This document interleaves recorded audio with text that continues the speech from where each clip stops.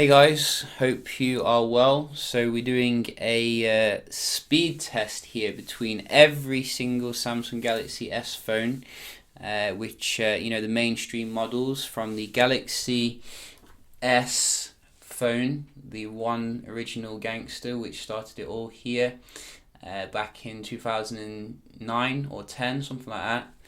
And we're going all the way up to the latest cutting edge alien technology from Samsung nowadays, the S8 phone.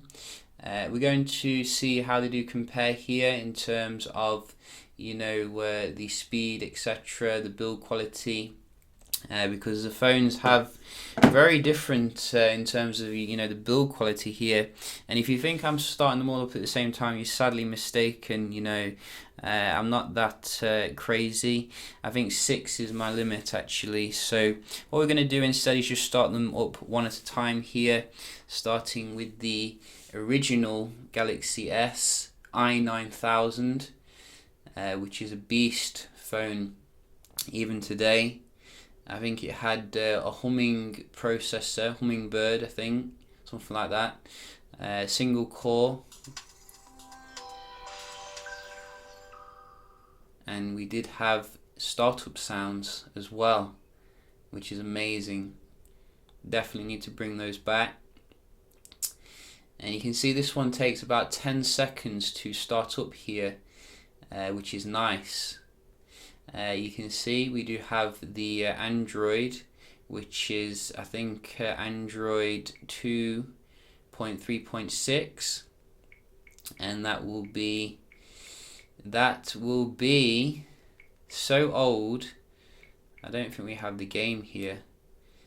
There you go. You see, it's so old we don't have any game or anything. So it's gingerbread at the end of the day, and it still runs very well actually. Probably better than some entry-level phones you buy nowadays. You can see, everything still works. Camera still works as it should. It might take a bit of time to start up there. So not the fastest phone on the block, but certainly a very nice phone which started off things in the right direction.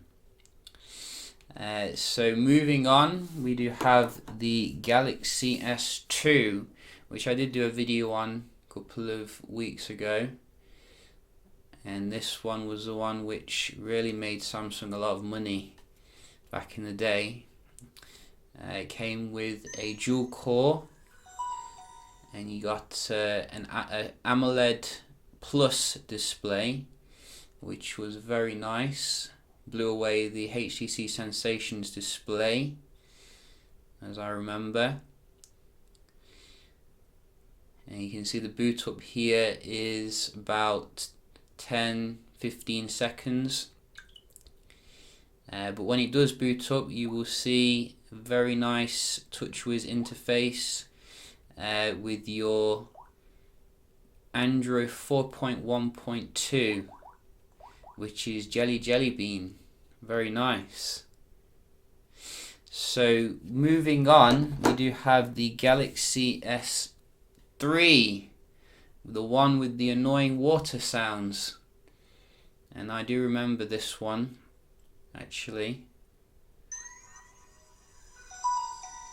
Very nice boot up here with this one, but it had the water sounds because my friend had one, and whenever he used it, all I heard was water everywhere. But it's a very nice phone in terms of the build quality. I mean, it feels fantastic. A little bit plasticky, but it came with the Super AMOLED, I think HD kind of display here, and still looks pretty good today in terms of the quality. What did Samsung update it to? Let's have a look. I think it came with the quad-core processor as well. First one with the quad-core. So Android 4.3 for this, which is Jelly Bean again. And it's a very delightful phone. It just has a lot of annoying noises. life companion, we do have the Galaxy S4, which is the third phone I reviewed, I think, on the channel. This still feels amazing today in terms of the quality. A little bit plasticky, but 5 inches. Perfect boot up sound as well. I mean, what's not to love? And this one takes about 10 to 15 seconds to boot up. And look at those sounds. I mean, aren't they just delicious? I mean, seriously.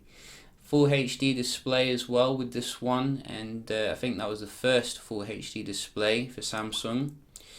And what did it get updated to? 4.4.2, which is Kit Kat. And you can see that is very nice, still very usable. And this was the life companion according to Samsung.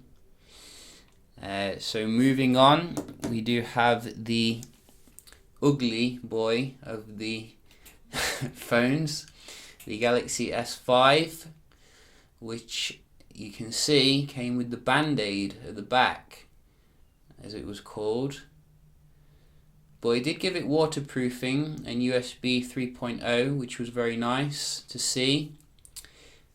But it was very ugly, that was the problem, compared to the HTC One. Very practical phone though. Came with a 60 megapixel camera, ISO cell, and a very nice high quality display. And it did come with a fingerprint scanner as well, which was useless, but it was good that it was there. And I think Samsung did update this to Lollipop. The problem with this phone was the interface was very nauseating at first, because they had this like weird TouchWiz kind of weirdness.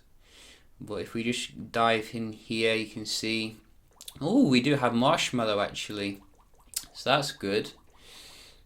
You can see they've not neglected this one. Nice. So Galaxy S5 was the last ugly phone here, last plasticky one. Just touching the screens, keep them on here, as you can see. And then we do have the S6, a phone which reignited my interest in Samsung phones. I mean, look at this. This is an amazing build quality. Still feels amazing today. Use a lot more glass as well compared to the S7, which came after it. The only problem was that they forgot to put a battery in there that would last the day. But you can see we do have this 16 megapixel camera, which was amazing. Also, it had a unique startup sound, which they then got rid of, unfortunately. But you can see the actual interface is still very good, even today. And if we just go into the about, you can see we do get the new TouchWiz on the S6, which is based upon Android Nougat, which is nice. And all in all, this was, I think, the first phone which Samsung actually took its build quality seriously, you know. Fantastic design, and just a fantastic phone. You know, you could even use it today, I think, and still be very happy with it. Moving on, we do have the S7, which, oh, it's already on. So that's fast boot up there. But with the S7, we do have some improvements to the S6. You know, you got your waterproofing, you got your, you know, VR kind of focus about the phone, and a little bit more plasticky design than the S6, which I didn't really enjoy that much, but overall it was a fantastic phone. You know, it came with a big battery as well, but it was a little bit overshadowed by the S7 Edge, which I think everyone did buy instead. And finally, we do have the S8. How fast can this boot up? I'm guessing less than 7 seconds, which I've only had like less than a week, so I don't even know much about the phone. All I know is that it feels like $1 million. You know, I was thinking it would be very hard to handle, but it looks and feels like $1 million. I gotta say, absolutely beautiful. It doesn't look like it was made by the same company when you consider we had the S5 coming from Samsung. And yeah, you know, it comes with the latest processor, latest screen tech, faster like 4G speed, latest storage speed, etc. And you know, all the good stuff at the end of the day. So yeah, we have the set here on the table. Quite a nice evolution in terms of the design. Which one do you have still? You know, which one is your favorite? Do let me know. Just a quick little comparison speed here between the Galaxy S phones. I know there are other Galaxy phones which are not on the table at the moment, but these are the main ones. And yeah, hope you enjoyed the video, and I'll see you in the next one. Cheers.